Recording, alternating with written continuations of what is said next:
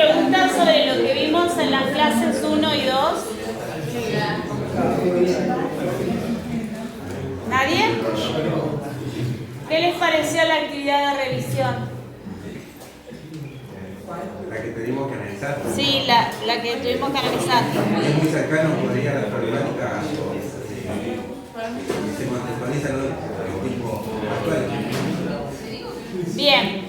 Por lo menos que me recomienda. Sí, la situación problemática que te tocó a vos. Sí. Bueno, vamos a ir después a eso, ¿sí? Porque hay gente que por ahí faltó por ese tema, me parece. Sí, se repersiguieron. A mí me ayer lo vieron. Y en realidad era como una parte más del trabajo para seguir avanzando. No es que hoy tenían que entregar el trabajo, ¿sí? Sino compartir cómo venían avanzando. Bueno, hoy vamos a ver la última parte de la unidad 3 que tiene que ver con el optimismo crítico. ¿Recuerdan lo que es el optimismo crítico? Lo vimos en la primera clase. Tenía que ver con Sí. la reflexión y el análisis que hace el docente para mejorar su clase y dar un aprendizaje significativo. Muy bien, es la mirada que busca las alternativas a las contingencias. Chicas, porque teníamos antes el otro modelo, que era el crítico, digamos, que veía que la escuela reproducía, digamos, las formas de las estructuras sociales. Que la escuela era la reproductora de esa estructura social. Entonces decía, bueno, vamos a la escuela, cumplimos, pero en realidad no va a cambiar nuestra situación y no se puede hacer nada más. Y el optimismo crítico dice, sí se puede hacer. Sí se puede hacer pensando alternativas a las contingencias que nos atraviesan en la educación hoy. Es como una mirada de esperanza. Por eso es que tomamos a Freire como uno de los autores que postulan todo este pensamiento. Entonces, desde la lógica de Brailovsky lo pensamos desde una teoría postcrítica, ¿se acuerdan? Sí. ¿Primera clase? Sí, sí. Y desde Siet lo pensamos desde el optimismo crítico, ¿sí? Hoy lo que vamos a hacer es en esta presentación enfatizar un poco más en todo lo que es el optimismo crítico. Y ustedes acá van a ver en esta presentación, yo acá estoy usando imágenes, las de Freire. ¿Quieren sentarse más atrás porque le va a doler el cuello? Ahí tienen, uno más atrás acá. Muy bien. Acá tenemos a Freire y a Bernard Charlotte, ¿sí? Ambos residen en Brasil, o residían, Freire falleció, ¿sí? Brasileros. ¿Qué nos dice Freire? Freire nos habla mucho sobre la relación entre la educación y la sociedad. Dice que las teorías postcríticas que nosotros vimos ya, ¿se acuerdan con Brailovsky? Se relacionan con la categoría conceptual optimismo crítico que vimos con Siet, ¿sí? Ya que no solo observan lo que se reproduce en la escuela, sino que también proponen alternativas a esas contingencias, lo que recién dijimos. Él habla de dos concepciones importantes que ustedes tienen que tener en cuenta, ¿sí? Y acordarse de la mirada de Freire. Él habla de que en la educación se pueden dar dos concepciones.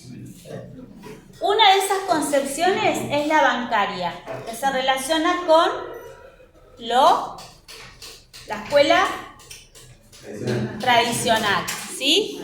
Donde la educación se transforma en una acción de depositar los conocimientos de uno en el otro, ¿sí? Se transmiten conocimientos, valores, ideologías, ¿sí? Por eso es tan importante considerar este tipo de educación. Y aquí sí se da mucho la reproducción, ¿sí? El educador hace comunicados en forma de depósitos en los educandos, que serían los estudiantes, y los educandos, que serían los estudiantes, reciben como pasivamente toda esa información. No la cuestionan. O sea, lo que dice el profesor es lo que dice el profesor. No van después a constatar si es verdad lo que dijo o no, ¿sí? No le da tampoco una participación al sujeto. Porque no se le da una participación al sujeto. Muy bien. ¿Qué ejemplos de concepción bancaria tienen ustedes en sus historias como alumnos, como estudiantes? Primaria. Sí, son prácticas donde se buscaba únicamente el resultado. En la práctica de educación física, por ejemplo, Sí. teníamos prácticas donde se buscaba la eficiencia mediante la actividad o Sí. el juego, y no se evaluaba o no se intervenía en el proceso. Sí, por supuesto. Y hoy actualmente se ven en práctica, donde con el simple hecho de no intervenir vos estás haciendo una práctica resultadista, ¿sí? Tradicional, porque buscas si el resultado de esa práctica la evaluás mediante cómo resuelve el sujeto. Bien. Y no estás evaluando el proceso y no estás interviniendo en ese proceso. Bueno, esta sería la idea de la concepción bancaria de la educación, ¿sí? Una especie de que una consideración de un docente que lo sabe todo y un alumno que no sabe nada, que hay que llenarlo de conocimientos, pero ese alumno no puede poner en tensión nada. El saber es una donación, como dije recién, de aquellos que tienen o que se juzgan de sabios, ¿sí? En realidad acá hay una ideología de la opresión encubierta, ¿sí? Porque si yo me juzgo como sabio y a los otros como ignorantes, lo estoy pensando desde una ideología de la opresión. Acá relacionanlo muchísimo con las teorías tradicionales de la educación. ¿Se acuerdan que hablamos mucho de Sarmiento? Ustedes me contaron de Comenius, ¿se acuerdan? Bueno, tiene que ver mucho con esto. La relación del educador con el educando o el docente con el estudiante tiene unas posiciones fijas y son totalmente diferenciadas, ¿sí? No hay un intercambio de construcción, sino que lo que dice el docente es lo que vale, lo que sirve y nada más. Y el otro tiene que escuchar, por eso se relaciona con esta metáfora del depósito, ¿sí? El alumno como depósito. La finalidad de esta visión bancaria entonces es anular la creatividad, estimular la ingenuidad, que la persona no busque otras fuentes de información y la adaptación a una realidad parcializada. En síntesis también lo podemos relacionar con el reproductivismo, ¿sí? Ahora, lo que propone Freire para superar todo esto es la concepción problematizadora de la educación. La concepción problematizadora hay una idea comprometida con una educación liberadora, que no puede basarse en una comprensión de los hombres como seres vacíos, que no saben nada, a quien el mundo llena con su cultura. Y además, los que llenan a esos vacíos corresponden a un grupo en particular que son los poseedores del saber. Entonces, en esta educación problematizadora se pone en tensión eso y dice, no puede ser así, o no debería de ser así. Porque hoy estuvimos hablando, ¿se acuerdan de las comunidades mapuches que iban a las escuelas de los parajes y demás? Sí, se hablaba en Mapuzungún, pero se les seguía enseñando contenidos curriculares del diseño curricular argentino y que no tenía nada que ver con la cultura de ellos. O sea que se los llenaba de cualquier manera, ¿sí? En esta concepción problematizadora de la educación se busca lo contrario. Se busca que se identifique eso y que se le dé existencia a la comunicación. Por eso, en la concepción problematizadora, la clave esencial de las clases es el diálogo y la reflexión. Por eso es que la propuesta del trabajo práctico era de que ustedes compartieran a través del diálogo hoy lo que habían logrado alcanzar hasta hoy. Y ese trabajo continúa. Dice Freire, si la educación sola no transforma la sociedad, sin ella tampoco la sociedad va a cambiar. La educación siempre es necesaria. ¿Se acuerdan cuando estuvimos hablando de la educación tradicional y del reproductivismo? Dijimos que en las dos prevalecía la necesidad. Bueno, acá Freire dice, sí, la escuela es necesaria, pero también es necesaria la contingencia, la mirada de la contingencia que plantea alternativas para que todos puedan acceder a esa educación liberadora, problematizadora. Mientras la práctica bancaria implica una especie de anestésico, ¿sí? Porque la mente como que queda grabada, en la mente queda grabada lo que me dijo el docente, o sea que queda anestesiada, no puedo reflexionar en lo que pasa más allá de lo que me están diciendo, se inhibe el poder creador de los educandos. La educación problematizadora lo que busca es un acto permanente de descubrimiento de la realidad. ¿Se acuerdan lo que hicimos la clase anterior? Que nos pusimos a debatir en función de la universidad y lo que está pasando en la universidad hoy. Bueno, eso tiene que ver con una mirada de educación problematizadora. ¿Qué sentimos? ¿Qué nos pasa? ¿Por qué pasará esto? Indagar, ¿sí? Tiene que ver con todas esas cuestiones en las que nosotros vamos a trabajar desde la historia, la realidad que nos acontece a nosotros, pero considerando toda la historia de ese acontecimiento.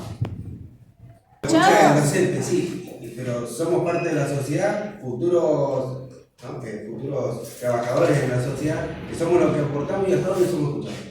¿Ustedes se sienten escuchados como alumnos?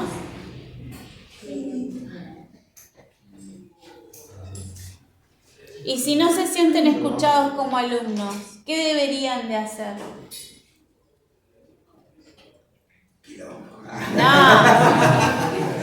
No, por favor.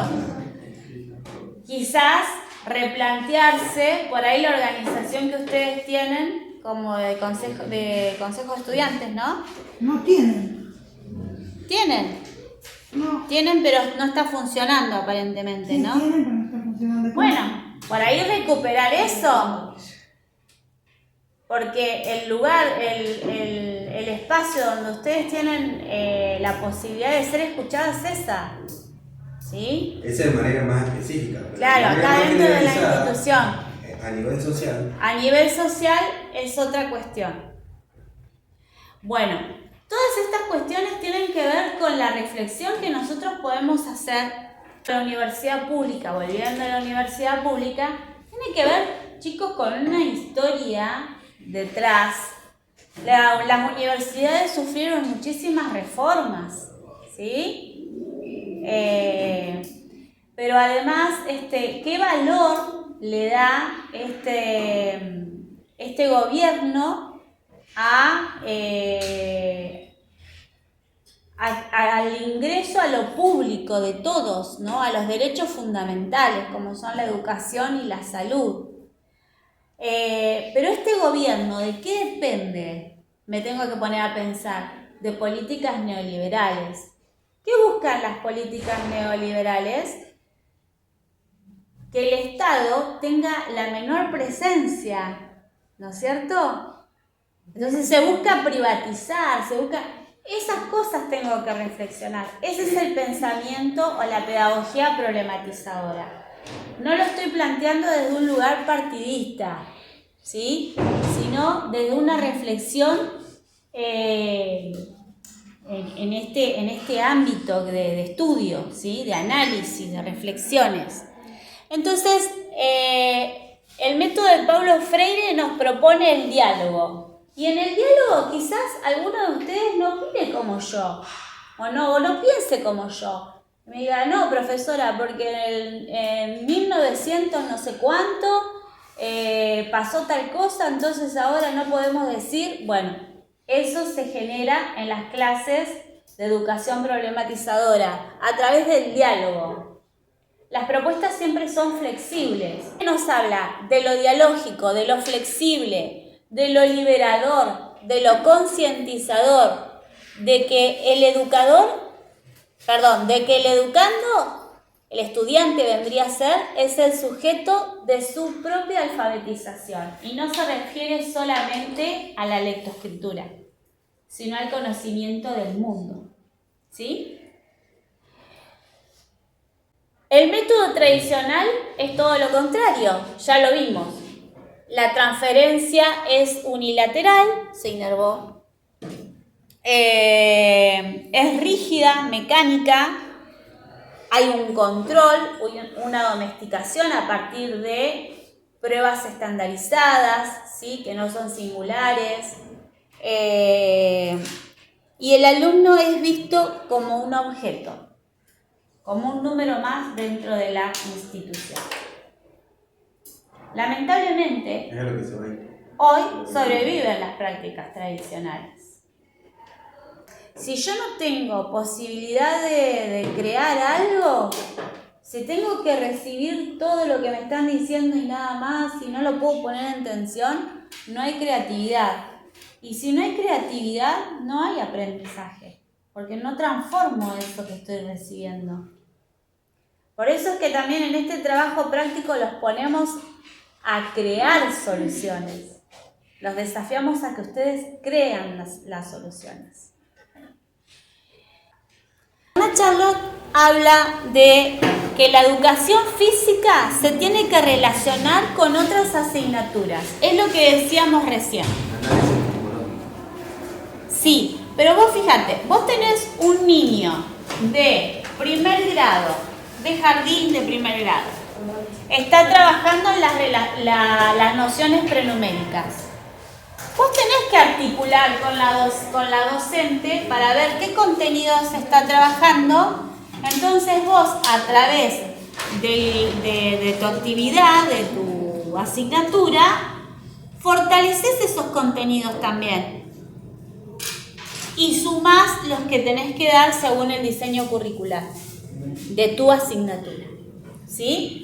Eso se hace a través del juego y eso se hace a través de la comunicación con los otros. ¿Por qué les digo esto? Porque en general, en todas las instituciones, el profesor de educación física es un nómade que va un ratito, da su clase y se va. Ay, si no vino el profesor de educación física, nos perdimos la hora libre, ay, por Dios. O sea, bueno. Es todo un tema, hay que superar eso, porque eso es tremendo, chicos, es tremendo. Ustedes los desprestigia un montón. Aparte, los pone como buenos o malos profesores si faltan o no faltan, porque si faltan, le hacen perder a las docentes las horas libres. Entonces son los peores profesores de educación física, aunque sus clases sean maravillosas. Ustedes tienen que romper con esa mirada, ¿sí? Y convocar a las docentes y decirle, señor, ¿qué contenidos van a trabajar este trimestre los chicos? ¿Me podrías pasar tu planificación? Compartírmela a mi correo electrónico, como sea, porque a mí me gustaría fortalecer lo que ustedes están trabajando en el aula. Lo mismo con lengua. Lo mismo con ciencias naturales, lo mismo con ciencias sociales, ¿sí? Es otra manera de pensar la educación física en las escuelas. Y esto lo propone Bernard Charlotte, ¿sí? También habla de generar dinámicas novedosas de clases que incluyan a todos. Esto es lo que recién pensamos todos juntos, ¿sí? Por ejemplo, en vez de solo circuitos, usar las estrategias dinámicas de nivel inicial y trabajar por juegos por sectores, implementar la educación física y el arte, ¿sí? Tienen ahí que apuntar a lo que dice Freire, la creatividad, pensarlo desde la emancipación del otro. Ustedes están ejerciendo un acto político en el que emancipan al otro. Así que ahí apelen a su creatividad. Y después, importante y que ya lo hablamos varias veces, evaluar sin generar la competitividad. Un gran desafío en la educación física, porque ustedes lo manifestaron muchísimas veces. Es un gran desafío que les queda por delante. ¿Qué alternativas de evaluación podemos pensar en educación física sin caer en la competitividad? ¿A ustedes qué se les ocurre? Pasa que los nenes son competitivos igual. Pero a ustedes, en la clase de ustedes, Sí. de ustedes es que están en formación. Pasa que si vos, a nosotros nos dicen que tenemos que hacer un juego que tiene que ser dinámico y el nene no se tiene que aburrir. Sí. Entonces, hacemos un juego y encima lo tenemos que incluir a todos. ¿Cómo hacemos un juego que tenga que tener lengua, matemáticas o unirlo con otras materias, que sea dinámico, que el nene no se aburra y que incluir a todos? Porque si hay un nene que se te enoja o se te reprocha, lo tenés que sacar y a ella lo estás incluyendo. Entonces, ¿cómo haces?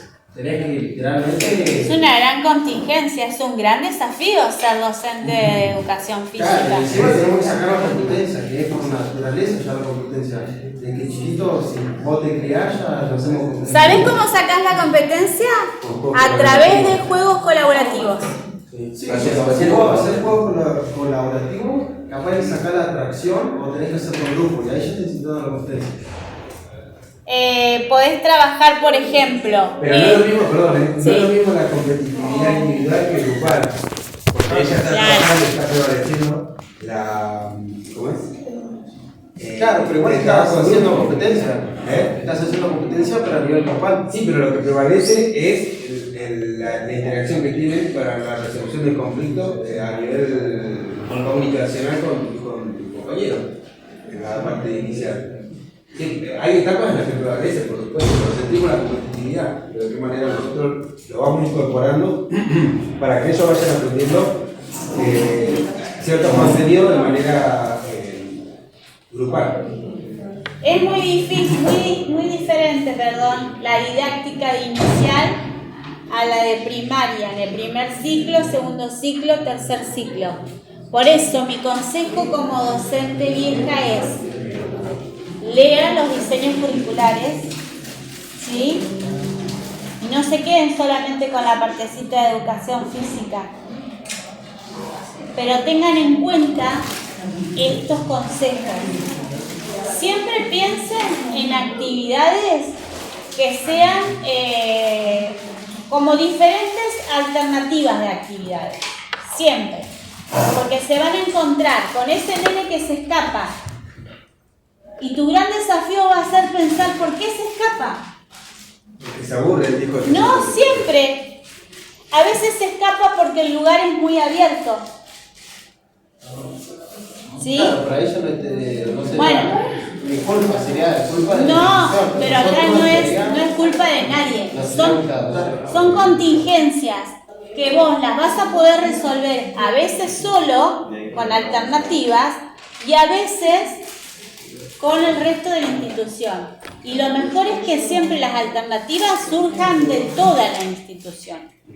Por eso es que ustedes tienen que cambiar la mirada que tienen de ustedes en las escuelas, que es la hora libre de los docentes. Sí, y el día que ustedes logren romper esa disciplina, en realidad logren superar esa, que no sea solo una ambición, sino que sea una práctica, que sea una disciplina más y que sean reconocidos, ahí van a tener otro lugar en la escuela. Sí. Porque hoy es una ambición ser reconocidos, como una disciplina, no lo son. No. No lo son. Y es muy difícil, ¿eh? Y te vas a enojar como lo planteaste recién. Y vas a decir, ¿cómo voy a hacer? Y es cumplir la autoridad pedagógica con tus padres también. No me molesta para nada, ¿eh? Me agrada porque es una euforia de pasión. Sí, que no cualquiera. Que te está preocupando. Es bárbaro eso. Pero en realidad no es sencillo, para nada. Y muchas Es más, veces lo encontramos ni siquiera con, como decía, a veces el espacio, te condiciona el espacio, te Bueno, condiciona los elementos. por eso es que les planteo todo Tener esto. la creatividad para... Viste que Fidel Beriel dice, la educación está llena de calamidades y lo más probable es que la cosa no funcione. Y es así. Es así, chicos. Yo me acuerdo, María, acá como un Pero- año, que ustedes se portaban re mal y mandaban un mensaje, tus alumnos, porque yo los defendía. Y era una queja y yo le mandaba, ay, la educación está llena de calamidades.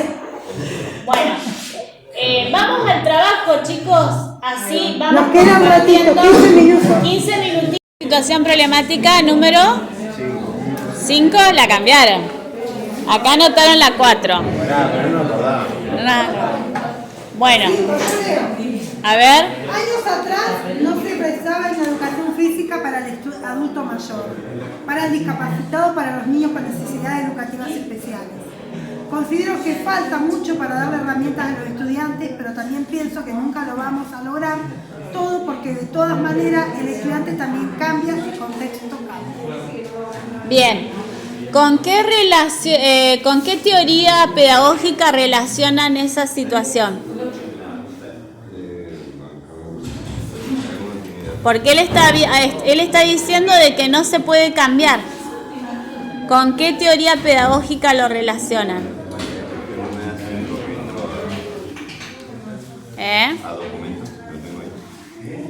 Pero así de acordarse. Recuerden que vimos la tradicional, la crítica y la poscrítica. Según lo que dice este licenciado, ¿en cuál de las tres teorías anclarían su pensamiento? ¿En la tradicional, en la crítica o en la poscrítica? Porque él dice que no se puede cambiar nada. ¿Sí? No lo hicieron.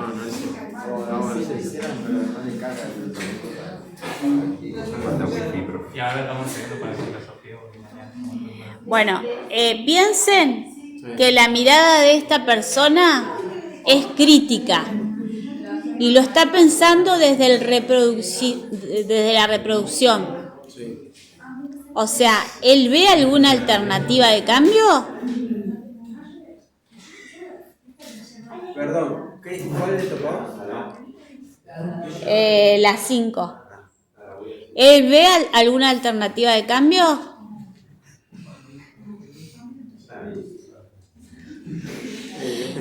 Él medio que se quedó en tu pensamiento. En tu pensamiento de que no se podía hacer. ¿Cómo vamos a hacer? ¿Sí? O sea que se quedó en el pesimismo. Entonces, en la pregunta 1 decía, ¿con qué teoría pedagógica relacionan esta situación problemática? ¿Con qué teoría pedagógica lo relacionábamos? Dijimos. Con la crítica. ¿Y con qué relación educación y sociedad lo relacionamos? ¿Con la esperanza o con el pesimismo? Bien. Ahora, el desafío de ustedes, ya les di las dos respuestas, las dos primeras. El desafío de ustedes es pensar alternativas para ayudar a este licenciado a superar esa visión pesimista. ante todas esas contingencias que él plantea. ¿Sí? Tienen tiempo hasta el 30 de octubre para mandarlo el trabajo.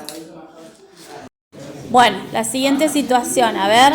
El profesor entrega una batería de actividades, ejercicios y técnicas para transmitírsela al estudiante y se convierte en un instructor, pues el estudiante se convierte en una persona que tiene que aprender unas habilidades y unas destrezas motrices. Bien. ¿Con qué teoría pedagógica relacionaron esa situación que planteó el licenciado? Bueno, en cuanto a eso sería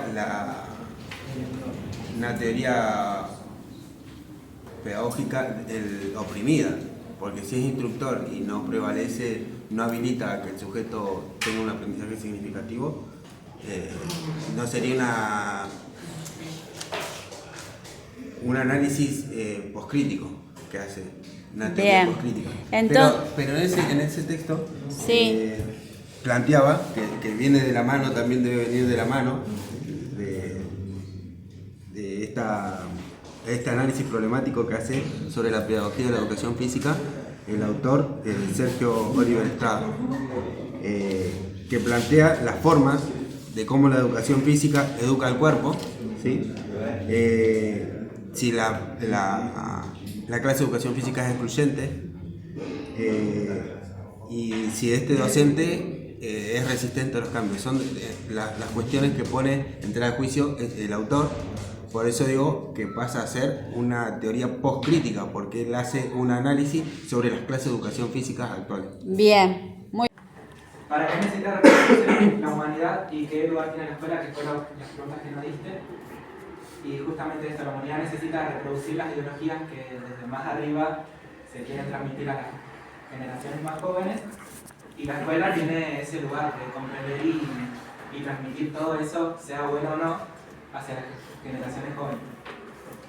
Para la pregunta, sí. Siguiendo con CIE, que citó mi compañero, encontramos una cita que dice: cada sujeto mira la acción de enseñanza desde sus intereses, creencias y expectativas. En la escuela opera el poder de los gobiernos, pero también el de los grupos y actores imbuidos en sus propias intenciones.